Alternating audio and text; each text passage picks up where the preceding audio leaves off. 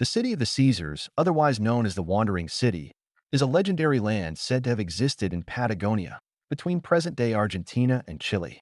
According to historical accounts, it was a city rich in gold and diamonds, with inhabitants who were described in a variety of ways, from Europeans to giants. Although reports of its existence circulated for 200 years, no trace of it has ever been found. The legend seems related to El Dorado, the lost city of gold in Colombia, to the lost city of Z, a supposed city of riches in the jungles of Chile, as well as to Paititi, the legendary last city of the Incas in the Peruvian Andes. In 1515, Spanish explorer Juan de Solis and his men were attacked by natives while on an expedition near the present-day metropolis of Buenos Aires.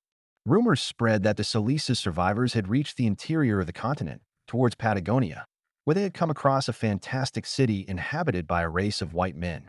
The first reference to the city comes from Francisco Caesar, who set out on an expedition to Argentina in 1528. According to Francisco, a rich city was found, made up of precious metals extracted from the Andes Mountains, which he called Ciudad de los Cesars, meaning the city of the Caesars. In 1540, a shipwreck in the Strait of Magellan resulted in the loss of 200 lives. In 1563, 23 years later, two survivors of the lost crew returned to Chile and told the story of their adventure, how they had discovered a city full of Inca treasures. Another story emerged in the 17th century and concerned Spanish colonists who found a city that they believed was the lost city of the Caesars.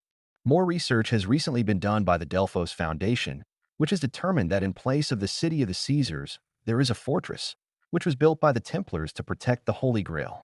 According to many researchers, the Templars traveled to America before Christopher Columbus, and one theory is that the Holy Grail, along with the rest of the Templar treasure, arrived in America before the massacre of the Knights Templar in the early 1300s.